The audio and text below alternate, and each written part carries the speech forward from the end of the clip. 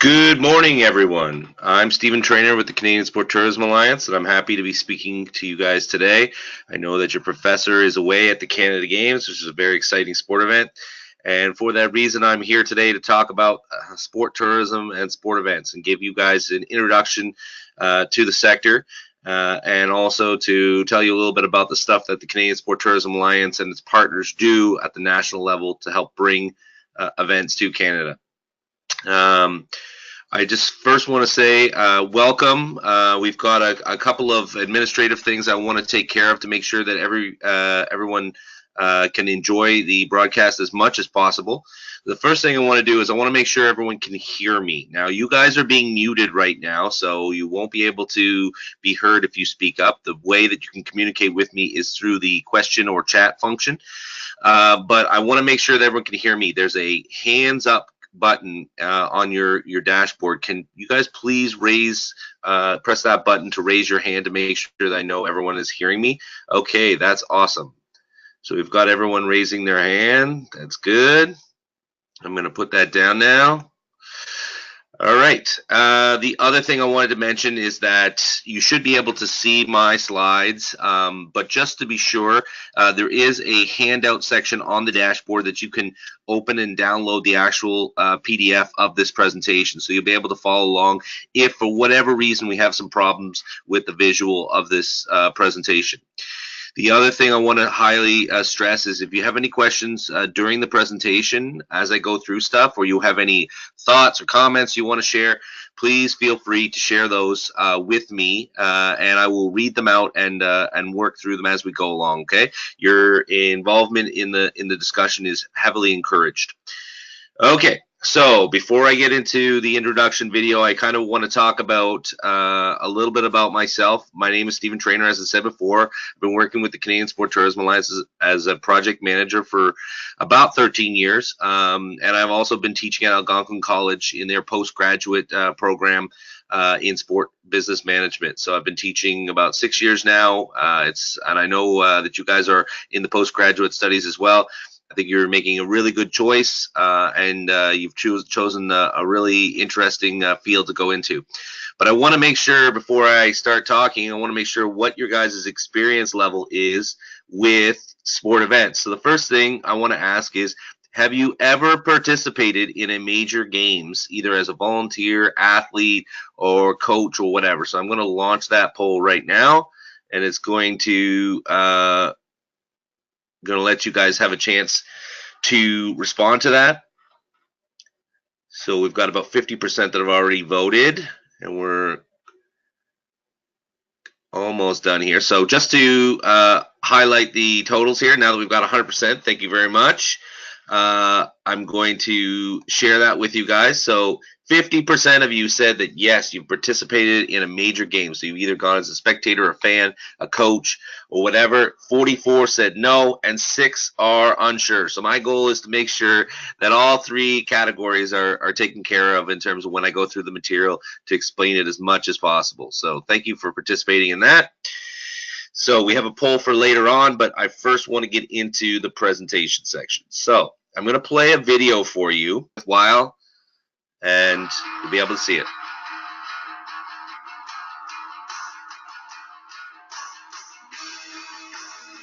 As a nation, we almost define ourselves through the power of sport. It's part of our DNA. It's in our blood. We're polite, but we're fierce competitors. Having competed in thousands of arenas around the world, there is no place like Canada. Canada is known for putting on amazing events. Every event we do in Canada comes with the passion of our volunteers behind it. We have the plans, we have the people, and most of all, we have the passion to deliver on the best experiences for competitions anywhere. I think in the Olympics in Vancouver 2010, Canada showed the world really what it has to offer. From the Pan Am and Para-Pan Am Games and the Women's FIFA World Cup, we have created that environment for sport that's second to none. Les événements qu'on soit en ville, Ça fait tellement une grande différence dans le chiffre d'affaires, dans l'achalandage, dans le nombre d'employés qu'on engage. You will have an experience of a lifetime. Athletes love coming here beyond the scope of competition. There are always so many places to go and see, whether it's skiing in Whistler or checking out the sites in Halifax. If you're thinking of bringing your event here, our people will welcome you with open arms. You'll not find a better place, where everybody is just so happy to welcome you. Guaranteed success. That's Canada.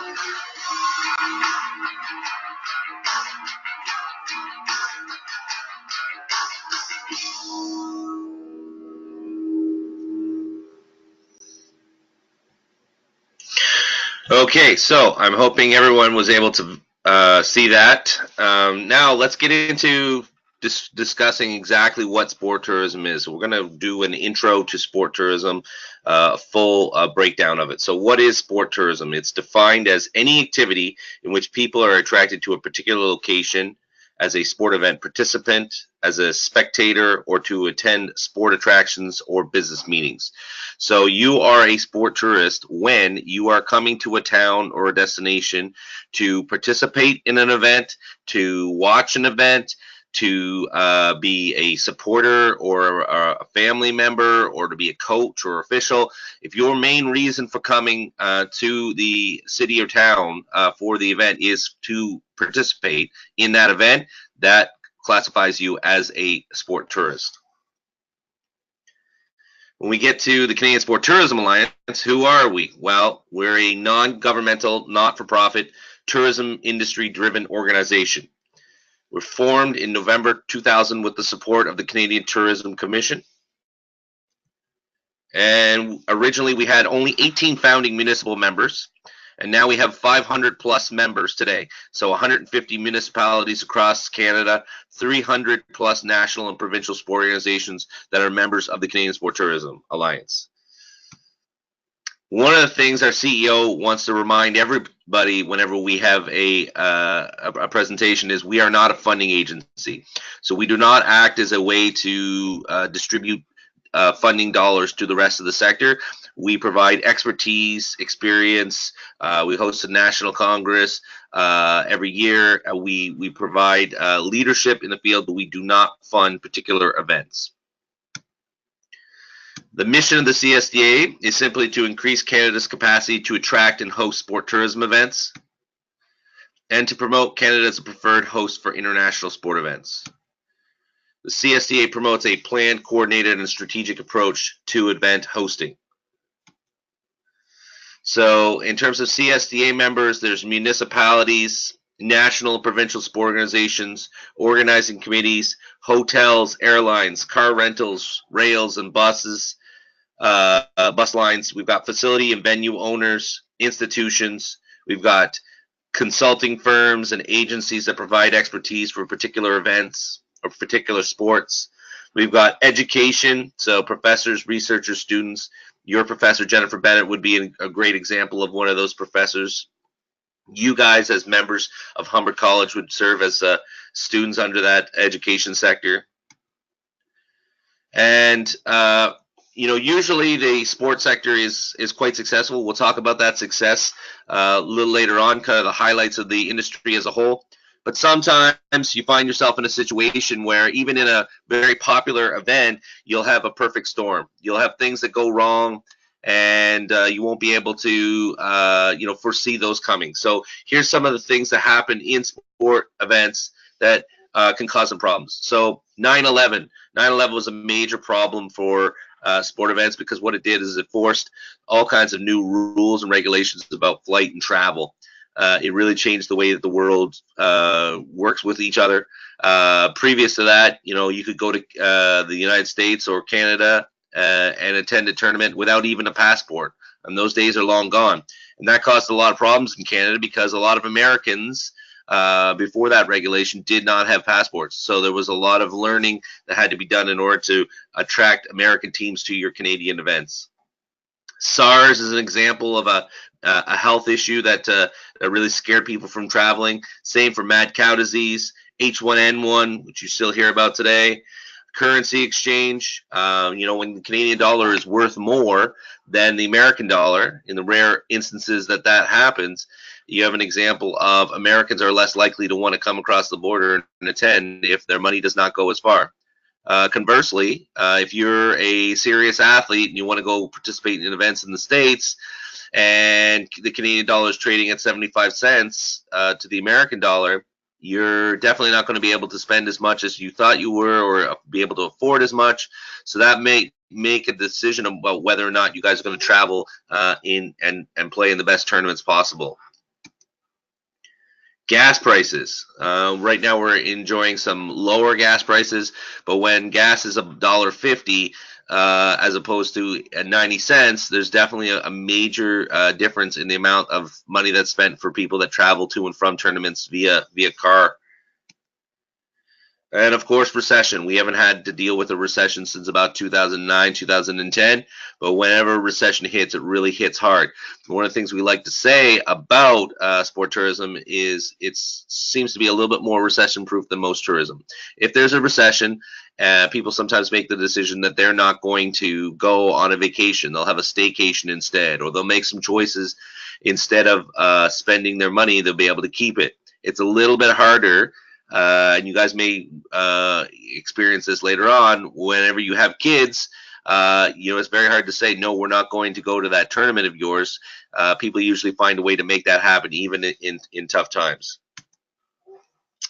In terms of border issues and documentation, I talked about that earlier with 9/11. It's definitely an issue of getting people across. We also have now a world where it's harder to get people for major events that are from countries that are on no-fly lists through America or that kind of thing. So when you're hosting international events, border issues and documentation become a real issue that you have to work with the government on. So this is an article that was published in the Globe and Mail. It talked about sport tourism's arrival as a financial power play. They talk about the fact that the Bell Capital Cup, which is a creative event in Ottawa, it was first hosted in 2000. 94 teams took part. Now it has 500 teams. So that's completely changed the way that the city of Ottawa operates during Christmas time. Ottawa, where I'm living in right now, is very much a government town, and whenever Christmas hits, everyone leaves town to go be with their family somewhere else. So what it caused was, during the Christmas time, there's about 80% vacancy rate at hotels. Along comes the Bell Capital Cup, and it's attracting 500 teams. Well, think about that. 500 teams, how many kids on a team?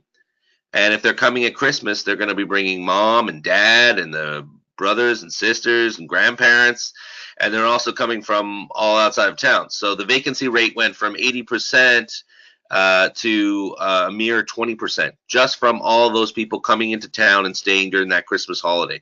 So it had a huge economic impact because they're staying at hotels, they're eating at restaurants, they're doing all kinds of stuff that created a lot of economic impact and jobs. And we'll talk about economic impact and why it's important today in the final section of the document. So one of the key quotes from this Globe Mail article is, "Sport tourism has become a stabilizing force during times of volatility within the tourism industry." And how do we make this sport tourism world work? How are we successful in terms of attracting events and hosting these major international events in Canada? Well, a lot of the success can be given in part to the support from the Government of Canada. The Government of Canada provides a lot of money for hosting and also for our national sport program. So we wouldn't be able to have those athletes on the podium without the support of the Government of Canada. And for sport events in particular, they have something called a federal hosting program, which has been in place since 2008. And over the first 10 years of that hosting program, there was 718 international single sport events, not including multi-sport events like the Olympics, Pan Am Games, and etc. There was an investment of $89.7 million total from the government to host those events. So that works out to about $9 million annually coming from the government to host these events in terms of support to make sure that they have the budget to run these events, and an average of 70 plus events per year that are supported. and over 43 different sports have been supported. The federal hosting program has some strict rules about who can get funding and what sports can get funding. You have to be a sport that's recognized by Sport Canada, and also one that has an international body. So, one of the biggest discussions that happens with the federal hosting program is, should it be expanded in order to bring more events to Canada, and should it allow different events that maybe don't have the more traditional setup of an international body in order to allow Canadians to maximize economic impact from sport events in Canada. One of the things that Sport Canada and everyone in the sector pays attention to is they want to find out the player-to-parent ratio. For example, there is different sports attract different people. Okay, it could be because of the age or the demographics or where people are coming from. They attract different people. And when it comes to kids, we've noticed after years of research that there's actually a difference in between what sports bring in the most amount of parents, siblings, and that come along for the event that make it sort of an experience. And we also noticed that there is a difference between girls events and boys events. So I don't know why this is, but if you have a teenage daughter, you are more likely to tag along with the rest of the family and go to her events than if you have a teenage son. So the parent ratio of hockey players, for example, or basketball players, the girls are more likely to bring more people. And what this means is that one could argue that there is sort of a slightly higher economic impact to hosting these female events. So it's something to really notice, and I know that tourism groups and cities are definitely knowledgeable about the fact of what kind of events bring in the most people for a particular age group. When we look at types of events, there's multi-sport major games, professional amateur sport leagues and events, amateur single sport events, inter-community events, and manufactured or created events. I'm going to go through examples for all of those right now. So professional versus amateur. I'll give a hockey example. I know many of you are probably tired from watching trade deadline yesterday to see what your favorite team did. But professional hockey teams, they sort of work in an oligopoly of teams in a given league. A select number of teams in a given league, like the NHL. You can't actually start up your own NHL team unless you have approval of the other teams. So the events are usually in home arenas or cities of that team. The exception would be preseason games. We know where the Toronto Maple Leafs are going to be hosting their home games. We know where their away games are because of their schedule. So it's more of a sport event than sport tourism, and there's less of an impact because there's most of the people that attend those games are going to be from the local region. When we look at the amateur side, we've got the International Ice Hockey Federation. We've got a national body, which is Hockey Canada. You've got provincial, which is Ontario Hockey Association. And then you've got regional and local groups as well. So there's a tiered system all the way from the local groups all the way up to the international level that's much different than the professional leagues. There's many events, and then many are open for bidding. And what I mean by that is that there is an opportunity for your community to host an event regardless of where you are. So, for example, the World Juniors were recently hosted in Vancouver and Victoria. And the World Juniors are an event very popular that gets moved around from place to place, year to year. On the multiple sports side versus single sport events, how do we define the differences between those two? It seems very simple.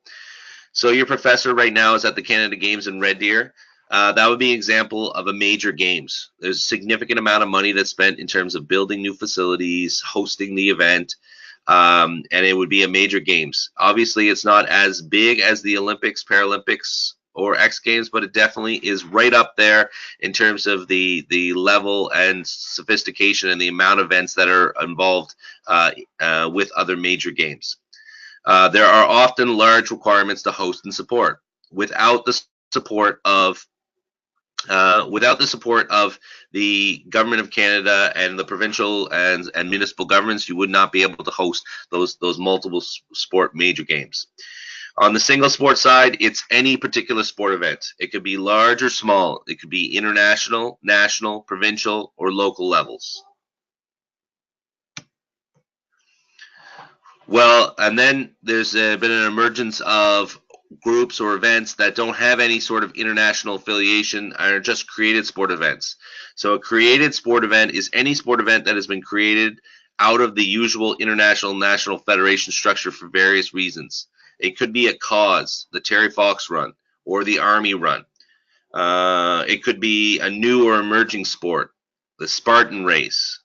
It could be events created based on local facilities or environments. An example of this would be perhaps a created event would be all the craziness that's gone into esports, which is something that's fascinating to the sport tourism sector because it can bring thousands of people to your town to watch people play electronic games rather than actually participate in them. So it's something that we'll be focusing on in our upcoming annual conference. Sports in Canada, who is involved? So this, as I said before, it includes but is not limited to sports organizations and councils, government, the federal, provincial, and municipal governments, tourism groups. Those are Tourism Toronto and destination groups that are whose job it is to bring events to their particular town or city. And hopefully you guys have already had a chance to have Tourism Toronto come in and speak to your group. If not, hopefully I'll talk to Jen and they can bring in their expertise. Industry suppliers, hotels, transportation, etc. Sponsors, all important for both events and for sports. Media, really important in today's world that we were able to cover it. And I know that sometimes there's a real challenge in Canada to get media attention with a shrinking media group that covers national sport. It's really hard to sort of garner their interest, so you have to find a way to get through to them.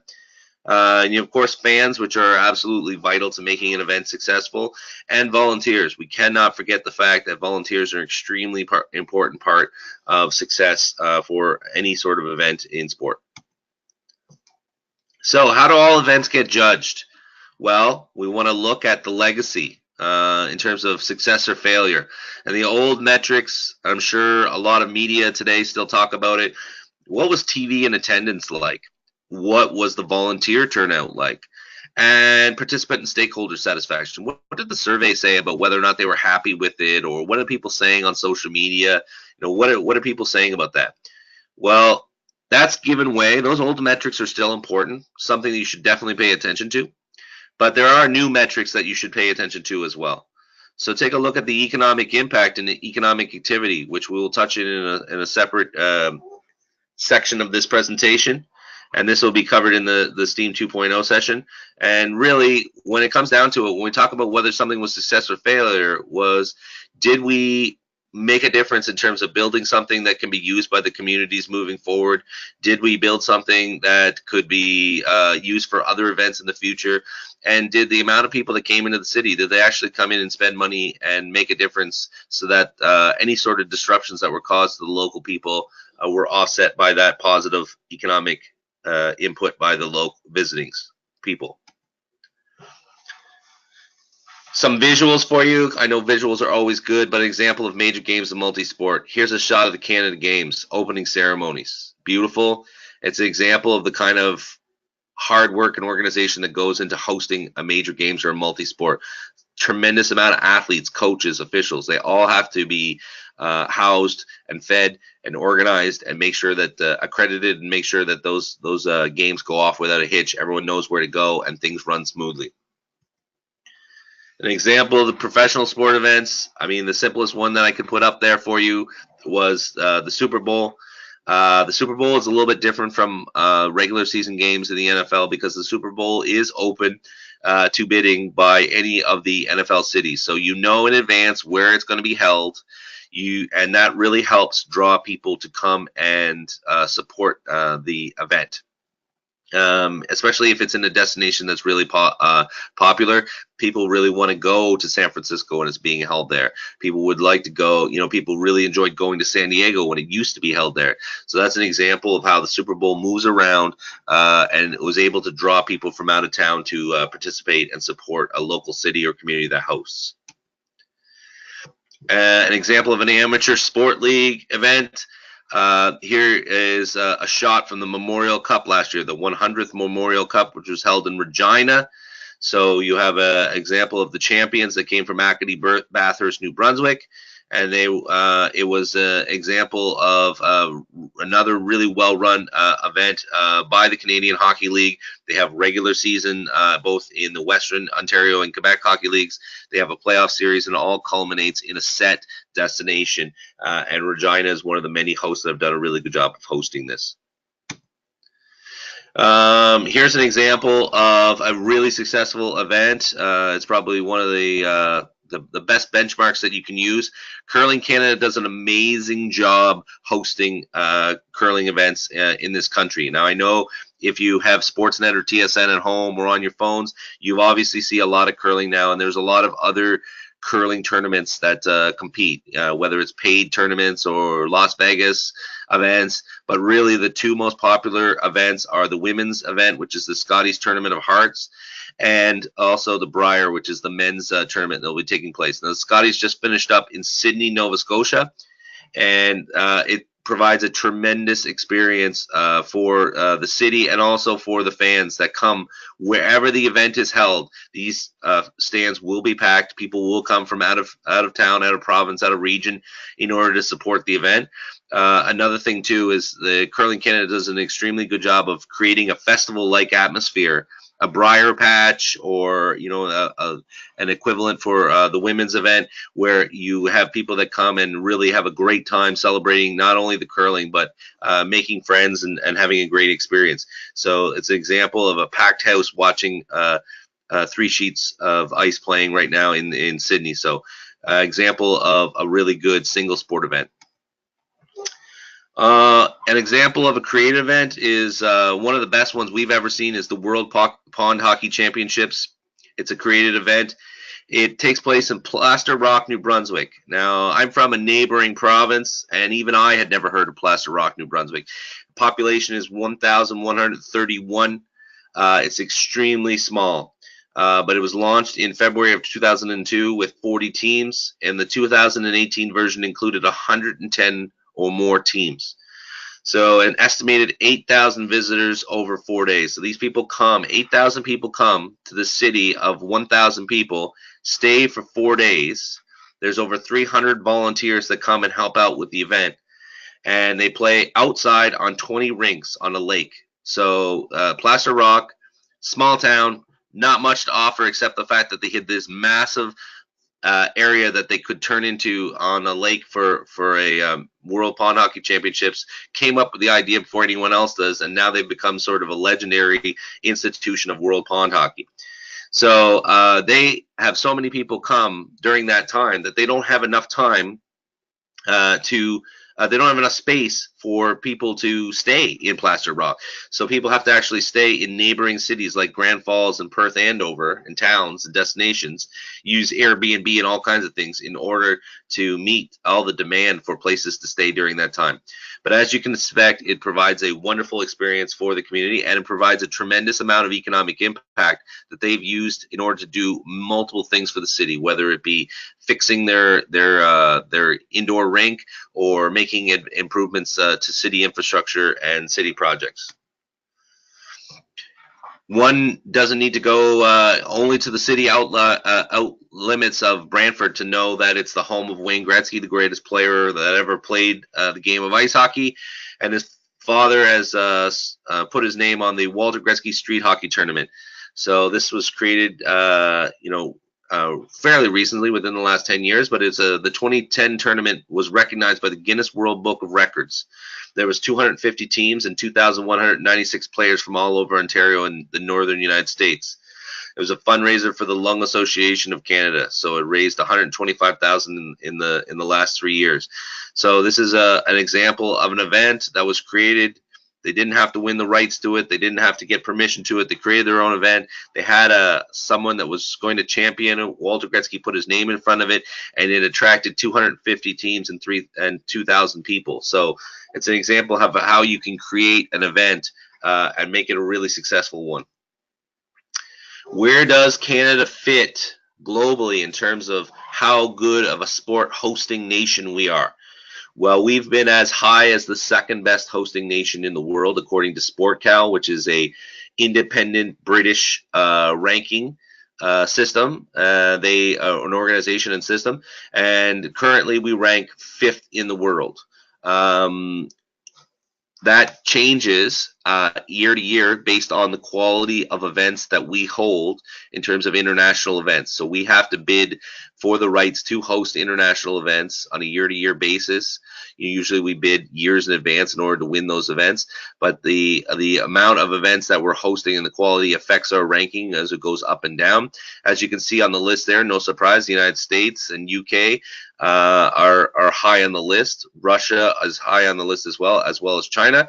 And you see Russia, China, and Canada and the UK have recently hosted Olympic Games. So as an example, we definitely have done a great job in terms of making sure that we're a top 5 hosting destination in the world. But our goal is to be high on the number 1 spot, and to do that in a short amount of time. So that's really the goal of the sector, is to have that number 1 position.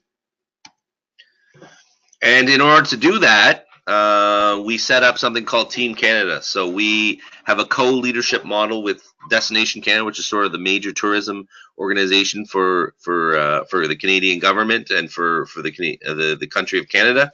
We team up with the Canadian Olympic Committee and CBC Sports, and we basically lead sport hosting and sport tourism and national sport leaders. And we go to an annual event called Sport Accord, which is an event that allows us to network and talk to international rights holders for major events across the world. And this year that event is being hosted in Australia. Last year it was in Thailand. The year before that, it was in Denmark. So Team Canada has a booth there, and will bring special guests, former athletes, famous people that will come and be part of Team Canada, and will kind of spread the message about what Canada is as a destination. As you can imagine, some of the things that we focus on is our really, really good hosting history, our ability to use facilities long after the events, our ability to provide safe and stable environment for athletes for an experience, especially whenever you have other countries that people are nervous about participating in. And so those are some of the things that we've done in order to promote Canada as a hosting nation. Nationally, we host an annual Sport Events Congress. That's going to be taking place this year. It's conducted annually in March and April. It has 400 delegates in 2018 in Halifax. We expect to have at least that much, maybe more. So the most important part of the event is a 2-day business-to-business event where it's called Speed Dating for Sport. So we have national sport organizations which have the rights to their national events. They meet with destinations and cities from across Canada that are interested in hosting their event. So they have short appointment schedule style meetings with each of those national sport organizations that they're interested in, and it's the most important and most highly popular thing that we do at our annual event. We also provide training and education for all the people that attend the event. It's a lot of great networking things. I know the last time we hosted in Toronto, we did, so there's always something great to do every night. We went to a Raptors game. We made sure that when people took a part in this event, they actually experienced sport as well. So whether it be going to having a networking event at the Steam Whistle Brewery, or going to a Raptors game, or going to the Sky Dome and trying out different sports on the field at Sky Dome. Those are an example of things that we like to do in order to make sure that people that attend this event are having a great time. We also really focus on sort of best practices. We introduce new tools and templates that membership and the community can use. And that's all taking place from March 19th to 21st in Ottawa this year. I'm not sure if the delegation from Humber will be coming up, but you'll have to ask your professor if she'll be attending and if there's any way that you guys can get involved. We definitely are still looking for 1 or 2 more volunteers in order to make it a big success. Okay, I've already talked to you about all the great stuff that's going on in sport tourism and sport events in Canada. What are some of the issues? Well, now that it's popular, we have a fierce competition from communities and countries. So now that people know that sport events can help make money and bring a positive image to their town and destination, more people want to do it. It makes it harder to win the rights. And sometimes that means that you have to spend more money in terms of bidding on events or actually hosting the events themselves. We have aging infrastructure in this country. One of the things that we should really pay attention to in the upcoming federal election is, what are we going to do to upgrade all those old rinks, arenas, gymnasiums, and all kinds of recreational facilities that were built a long time ago and now need some upgrading or updating? And we also see that especially in Toronto, when you have such a huge population that's only getting bigger. And as the population gets bigger, you need more facilities. So in order to allow them to have access, at a decent cost, have access to swimming pools and gyms and whatever. So you definitely have an issue of aging infrastructure to deal with. Displacement and dislocation. One of the major things that happens whenever you have a major games or major events, or even a marathon, for instance, is they have to close off roads. They have to cancel regular classes. They have to do kinds of stuff that really, really frustrates people that live there. Someone that's if they're hosting, the Golf Canada's hosting their national event on your golf club, you're going to be mad because that's an entire weekend that that you have paid for that you will likely not be able to access. And even if you haven't paid for it, you're going to be saying, geez, I really wanted to golf on that day and now I can't do it because someone is they're hosting a national championship. The best way to meet that is to make sure that the organizers find a way to involve those people that are displaced or dislocated, and find a way for them to be involved somehow, whether it be volunteer or whether it be to help support the project, or whether provide some sort of incentive for them to support the event. Risk assessment and management. It is not okay anymore to run an event and do a really, really poor job of running it. You won't get any more money to run any more events if you do that. So governments, city councilors, all kinds of groups that want to support and fund these events have asked for better risk assessment and better management. And because of that, the CSTA and other groups have come up with some tools and templates that have allowed us to better risk assess and manage events from start to finish. Increasing rights fees. So if you want to host the World Juniors in your town, you're looking at spending roughly about $20 million up front to Hockey Canada for the right to do that. Now, that makes it increasingly hard for communities that have to spend their money on other things, roads, bridges, sewers, all kinds of stuff, to shell out that money up front in order to host a major event. It's not just hockey anymore. If you want to host a national volleyball championship, they're expecting $500,000 in terms of hosting their event in your particular town and destination. They know that they can get that much money because they bring in much, much more in terms of economic impact. But it creates a big issue for city governments that have to make, and provincial governments that have to decide whether or not they want to shell out that money in terms of the rights fees for these big events. And when we look at opportunity costs, there are opportunity costs. If you decide that you're going to bid on something or host something, that means that you're giving up the chance to host something else during that time. So you have to make sure that you try and pick the event that works best for your town, your destination, and will allow you guys to do a good job of hosting it.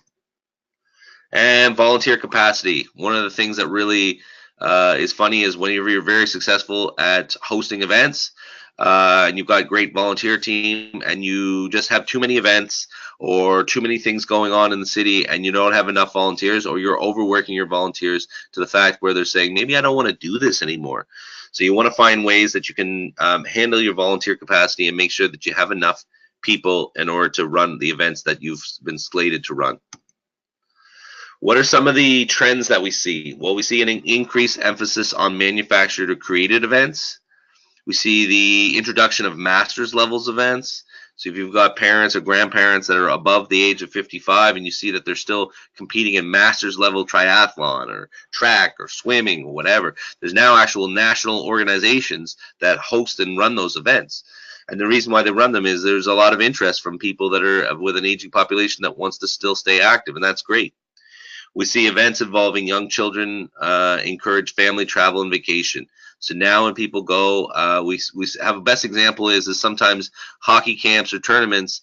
You know, it used to be you would go to Lake Placid or Quebec or whatever, but now some teams are saying, well, maybe we'll go to our hockey tournament during March break, and one of our kids will play hockey during that time, but we'll also get to be in Florida during that time, and we'll get to enjoy all the things that Florida has to offer in March.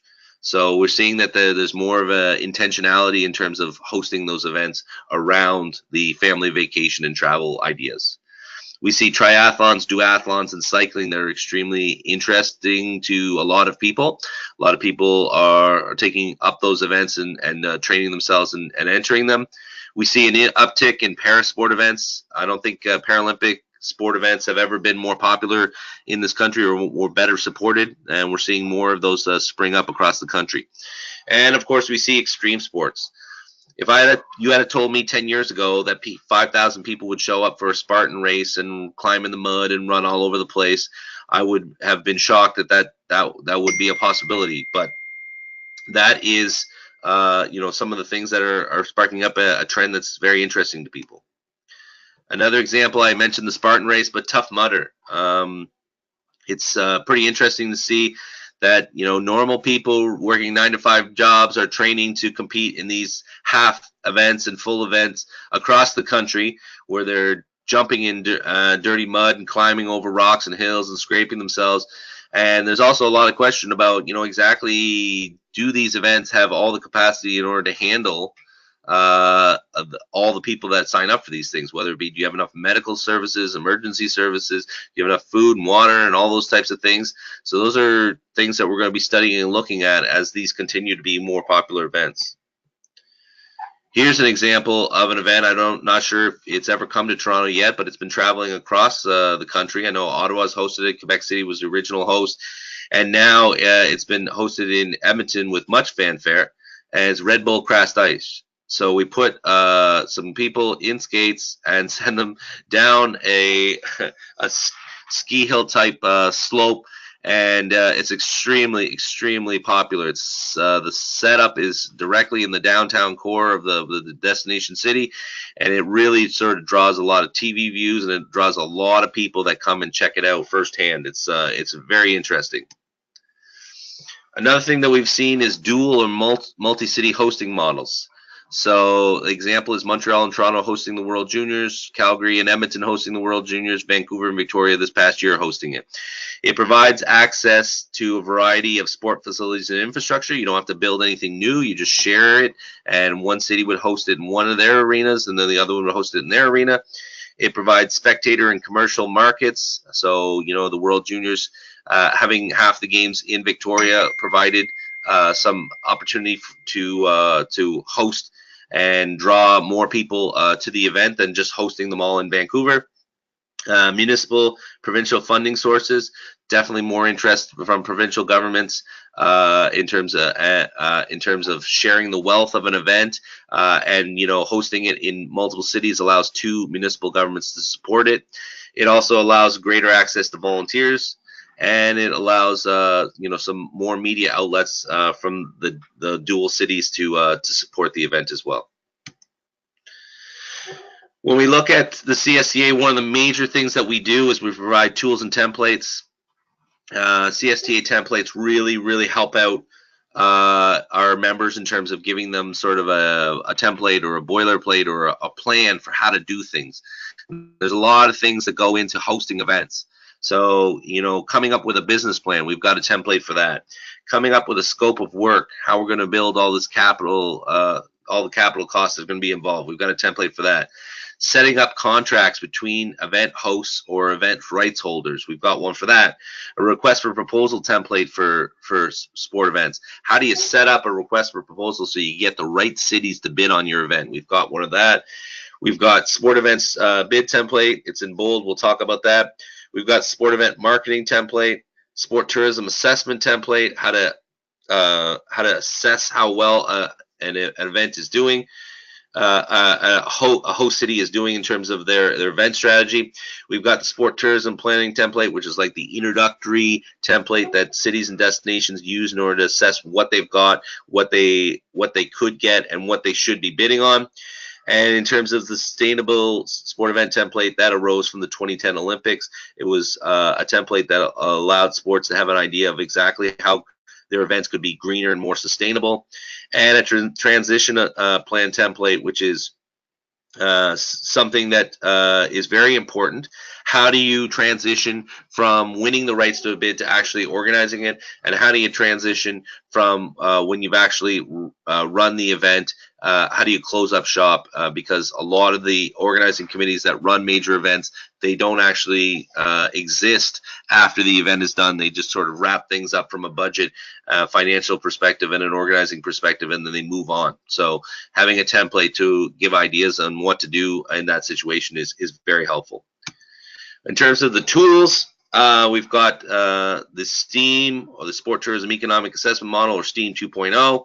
We've got STEAM Pro, which is like on-site surveying. So you've probably seen at a major events, when you're at the beer line, you have people walk up to you and ask you questions about how much you were spending at the event, how much did you spend on tickets, that kind of things. We do that sort of on-site analysis, and then we put it into our STEAM Pro model and are able to provide a report about the economic impact of an event.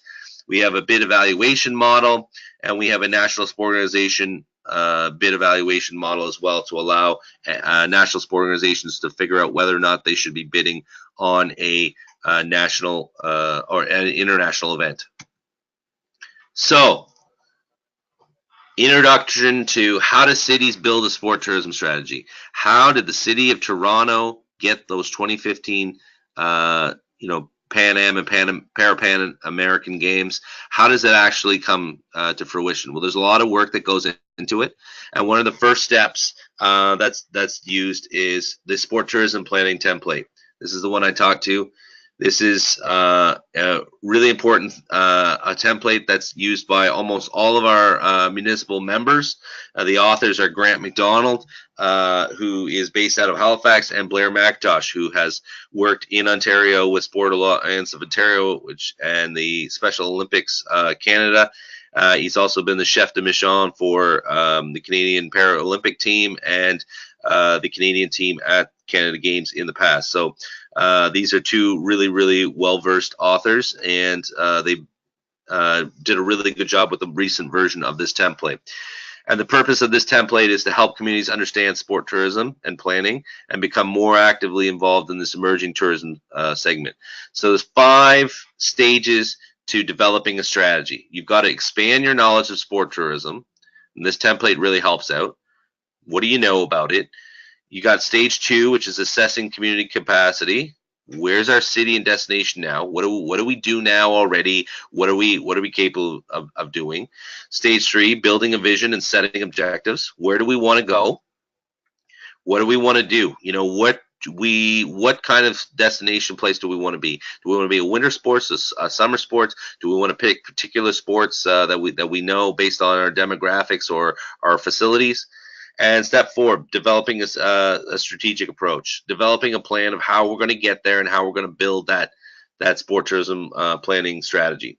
And stage 5, of course, which is extremely important, how are we going to evaluate the work that we do and the success that we have, and how we're going to evaluate the accountability of the work that we do.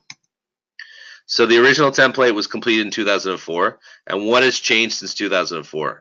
And the answer always is, what hasn't changed since 2004?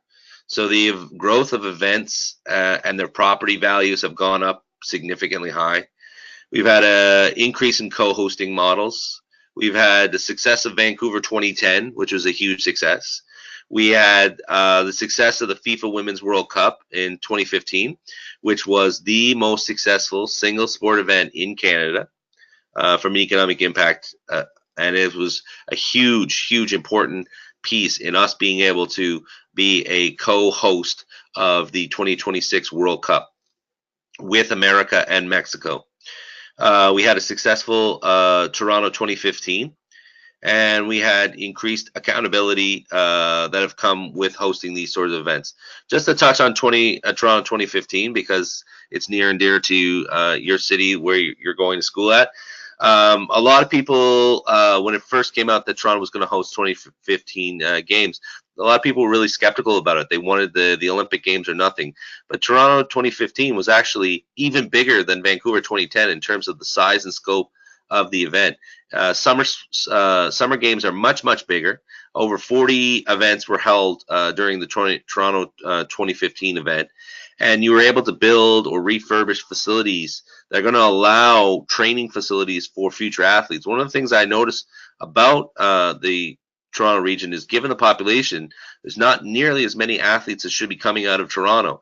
And 1 year after Toronto 2015 developed new facilities, including swimming facilities, you had an example of a 16-year-old named Penny Alexiak who shocked the world, didn't qualify for Pan Am Games, but 1 year of extra facilities and training was able to go out there and win 5 medals at the Olympic Games in 2016.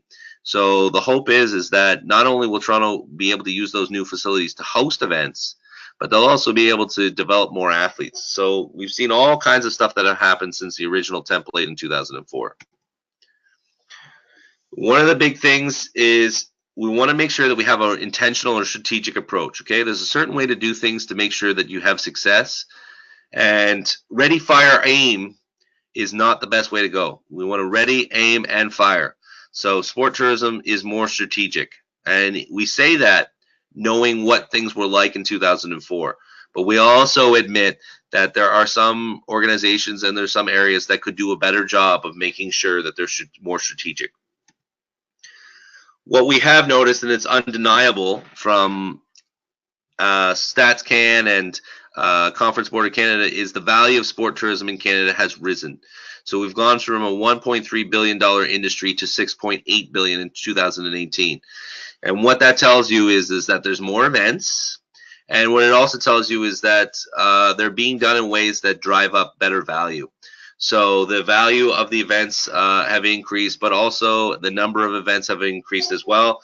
And overall, this is just an extremely popular statistic that we like to use because it shows the importance of this in terms of making sport more self-sustainable moving forward. So we see competitiveness on the rise in our sector. We see competitiveness between cities. Destination marketing and management organizations have been developed to help bring events to cities. We see provinces coming up with international hosting strategies or national hosting strategies. We see venues being built in order to host particular events. We see economic development people in provinces and nationally pay attention to our sector. We see sport looking to find ways to host events so that they have a better chance of qualifying for the Olympics or promoting their sport across the country. And we see cultural organizations that are using sport as a way to do more than just sport, to connect people across the country and to connect communities and to have amazing moments. So the other key tool I really want to focus in on today is the economic impact of sport events. And I'm going to talk a little bit about our model, which is sort of industry standard to measure the value of sport events in Canada. It's a sport tourism economic assessment model, STEAM 2.0 as we call it. Before I do that, I'm actually going to do a poll. This is the second poll I wanted to do here. And I guess one of the big things that we always talk about is what is the value of spending money on sports, sport events, sport arenas, or whatever. And I want to open it up to you, and you can answer this any way you want. But I want to ask you if you think that public funding for major sport events like the Olympics or for arenas for professional sports teams, do you think that's a good idea or a bad idea? Do you think? So I'm going to launch that right now, and you guys are going to be able to do it. I'll make sure that I close it this time.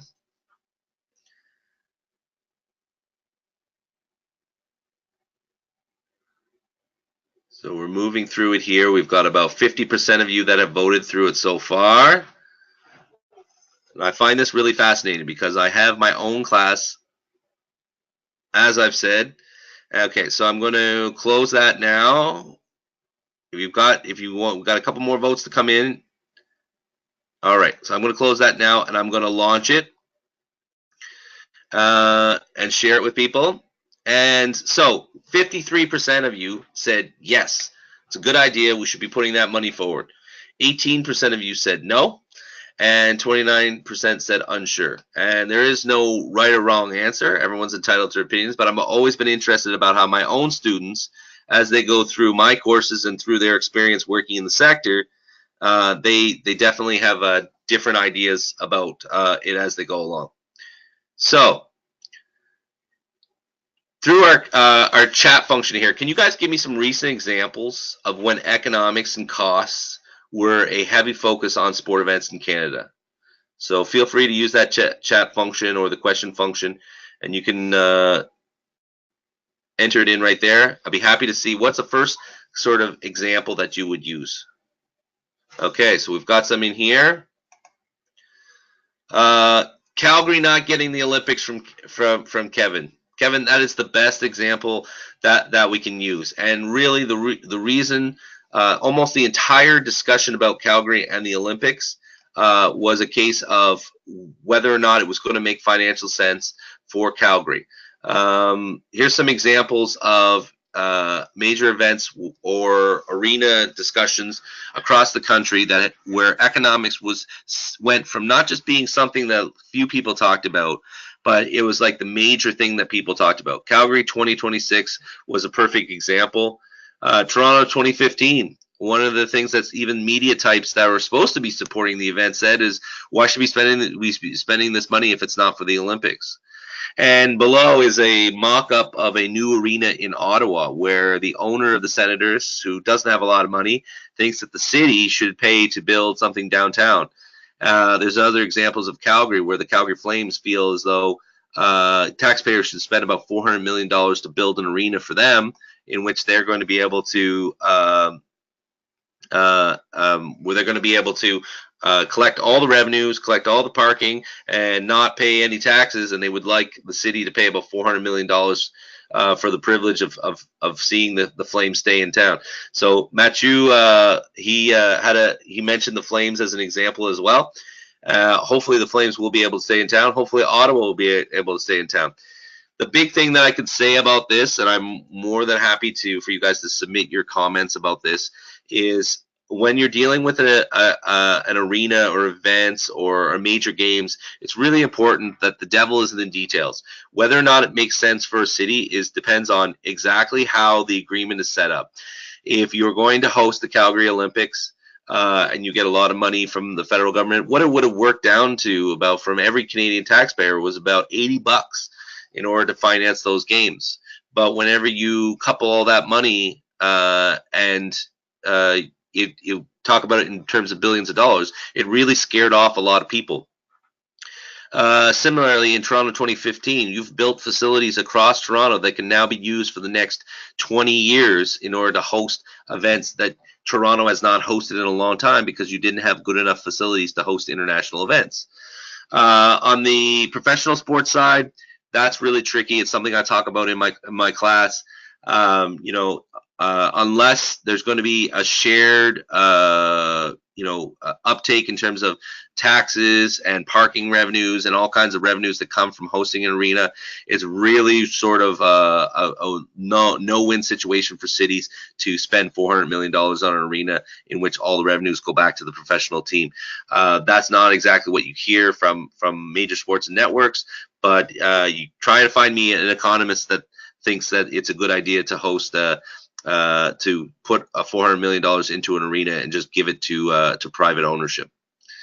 So the background of the STEAM model is one of the objectives of the CSDA is to raise the profile of economic benefits associated with hosting sport events. Like I said, one of the differences between pro sports and sport events and sport tourism is in sport tourism and sport events and sort of international events, you're bringing in people from outside the city, and that's new money into the economy. It's so important to understand the difference between money that would have been spent elsewhere and new money that comes in, new taxpayer dollars that can be spent on other things. Our initial research found that there was no nationally consistent, accessible, and affordable method of quantifying the impact of the events. So why would we want to do this? Well, 4 reasons why we want to do it. Accountability. We wanted to be accountable for the money that was spent on sport events. We wanted sponsors to know what they were getting themselves into. Benchmarking, be able to find out exactly how each event matched up against itself and others. And public engagement, a way to speak a language that spoke to all of our partners on the government and community side. So accountability, we wanted to justify public sector investment. We wanted to give legitimacy and return on investment. And we wanted to use economic impact along with other measures to rationalize level of investment. The days are long gone where you're going to have somebody from city council say, I want to host this event because it's a great sport and it'll make everyone feel good. They need to be able to go to the rest of the city councilors and say, look, we need to bring this in because it's going to bring in X amount of people into the city over a certain amount of days. They're going to stay in hotels, they're going to eat at restaurants, and they're actually going to create a strong economic impact. They're going to create jobs for people that are going to be servicing those people. And here are the estimate numbers that we have. And those numbers better be accurate, because if they're way off like Calgary was, they're going to lose a lot of support. In terms of sponsors, a key objective of sponsors is to be associated with positive impacts. So it allows sponsors to demonstrate how they are investing in and supporting the community.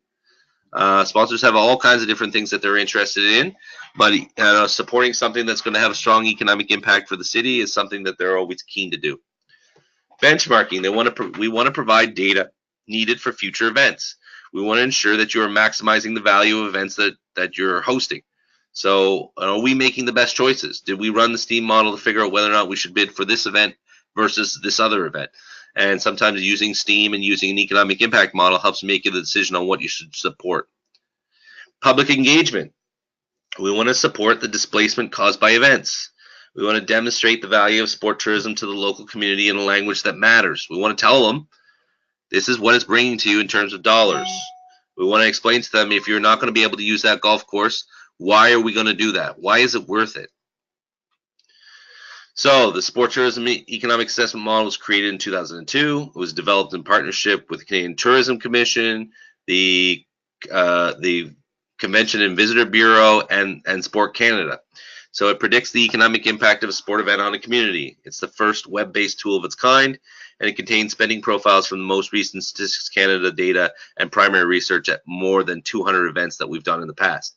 So if you're going to be doing an international event in Canada and you want to get support for Sport Canada, you need to sign on that you're going to be doing an economic impact model, and this one is the one that they like to work with the most. There's the difference between STEAM and STEAM Pro.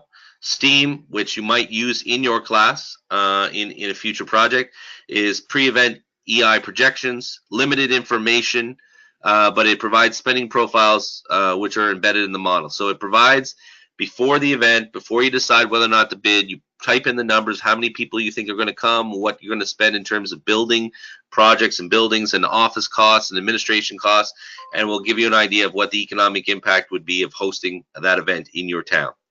And STEAM Pro is on-site intercept surveys. It's done by our team. We have economists on board that do the analysis and provide a report, and it's done, that report is provided after the fact to find out exactly how much people really did spend. So we go and actually ask the participants while they're taking part in the event, or the fans and spectators, how much they spent, and it gives us a great idea with a large enough sample size of what exactly was spent and what the value was. So it also provides a full EI assessment of the event.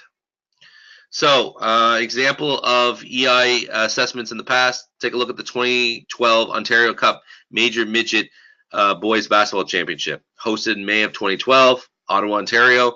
87 teams come into town, 1,305 participants, 1,994 out-of-town spectators, lots of moms and dads and family members. 421,700 was spent in initial expenditure, 447,300 in GDP. So that's new money that comes into the economy, $500,000 that came in just for that one event that was taking place, $960,000 in total economic activity, and $219,000 that were created for the city of Ottawa in taxes. FIFA Women's World Cup. biggest single sport event in the history of Canada thus far. June 6th to July 5th, 2015, 6 different cities spread across the country. Largest single sport event ever hosted in Canada, $216 million in initial spend, $249 million in gross domestic product, new money that came into the economy, $409 million in total economic activity, money that floated around the economy as a result of the event, $97 million in taxes created, 174,000 out-of-town spectators, 96,000 which came up from the United States. $1.3 million in 1.3 million tickets were sold. 2,300 volunteers, and the broadcast reached over 200 countries. So it's a huge, major success for Canada. The 2016 NBA All-Star Weekend, you had that happened for over a 2-day period. 3-day period, and it had $19.6 million in initial expenditure, $17.3 million in gross domestic product, $34.5 million in economic activity, $5.6 million in taxes supported, $11 million in wages and salaries, and 19,400 out-of-town visitors. So 19,400 out-of-town visitors created a GDP, gross domestic product of $17.3 million. Think about that. Over a 3-day period. That's crazy. So EI revenue sources. Where does the revenue come from to come up with those money? Well, the revenue comes from operations, tourism from people out of town, and capital expenditures, building things. And there's more of an example there of exactly how those, each of those 3 things detail. The capital, as I said before, is construction of new venues and facilities. So how the EI models work, we've got the number of visitors plus the spending of the visitors, which leads to tourism expenditure.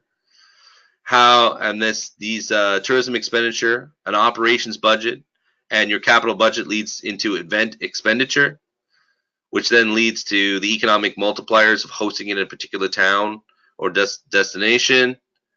And that leads to economic impact, where we measure the jobs, taxes, the GDP, and all the kind of stuff that people that are making decisions about whether or not to fund these things will want to know about. So if you are given a project by your professor, the first thing related to an economic impact model, the first thing I would say is make sure that you go through the STEAM 2.0 user guide. It's extremely friendly. We walk you through step by step each section. Makes it really easy for you to troubleshoot and enter in your data. That's the shot of the front cover. Make sure that you make a note that if you're going to be using it, you would use the user guide. Final thing I want to talk about is the sport event bid template, and this is what my students use for their major bid events. And one of the things within that, it basically goes through exactly what you need in order to submit a solid bid template that covers all the bases. And one of the key things right at the start of that bid template that's available to all members is the benefits of hosting sport events. So there are 7 of them. The first one is legacies, which are financial, infrastructure, sport development, educational, environmental, and promotional, etc. We've also got economic impact, which is economic activity, GDP, and jobs. Hosting expertise, which allows a group to build a resume to demonstrate the community's hosting capacity. The best example I can use for Toronto is if Toronto wants to someday host the Summer Games, they can point to their experience hosting the 2015 Pan and Pan Am Games and say, this is an example of us doing a great job. Volunteerism and leadership development increases human resource capacity. Community partnerships, we've got sport, business, government, and community working together in order to make things happen. And this doesn't always happen. You can talk to anybody that works with city government and talks about how sports can be used as that way to make people actually get up and actually do something that would take a long time to do otherwise. The best example I can give for that is Vancouver 2010. They were able to develop a light rail from the airport to downtown, and they were also able to build a sea-to-sky highway from Whistler to Vancouver, and those things languished for years and years and years. And it was only the impetus of hosting the Olympics that forced people to actually get that done and get that built. Community profile and visibility, hosting a major games that's seen in 200 different countries provides visibility for the region, for the province, nationally and internationally, and also community quality and of life and spirit. So it's a lasting halo effect, some pride for hosting a great event, and also the building of facilities that can be used years and years afterwards for the benefit of all kinds of generations and all kinds of levels of sport. So the final thing I want to do is, if you've got any questions about sport tourism that you'd like to ask, you can feel free to send those to me. I also want to kind of highlight some things I'm sure your professor has already done, but if you want to find out exactly what's going on in terms of the selection of Olympics or international championships, or if you want to find out what jobs there are in the sports sector, I highly encourage you to go to the Sport Information Resource Center, which is www.circ.ca, and sign up for their email, their daily email. It provides bid news, events, announcements. It's something you should be reading every single day if you're going to be in the sector, whether it's professional or in the national sports sector or provincial. And it also provides you a chance to find out what jobs. There's been a lot of jobs that have been in internships that have been posted in Toronto recently on that CIRC website. So you really want to make sure that you pay attention to that to allow yourself to have a chance to find your next opportunity. And gamesbid.com, which is a really helpful Twitter account and website. I would strongly suggest you follow both CIRC and gamesbid.com on Twitter, and also go to the gamesbid.com website to find out all the news and notes about international games and hosting stuff that's happening. All right, so I think that is it for me. If you've got any questions, I'd be more than happy to answer them. I want to thank you guys all for your time and your attention. I want to thank you guys for participating today. I hope if you have any questions, you can feel free. I'll provide my email address in the handouts, so you can follow up with me if you have any follow-up questions. But I want to wish you guys good luck in your studies, and I also want to wish you guys good luck in your professional careers. I hope you guys find something that you're super passionate about with the sport that you want and the job that you want. So good luck to all of you, and thank you very much, and have a great day. Oh, we've got one question here. I'm going to answer it. Oh, most people just thanking me here. So thank you very much, Kevin, Rebecca, Matthew, all of you that contributed comments and questions, and hope you have a great day.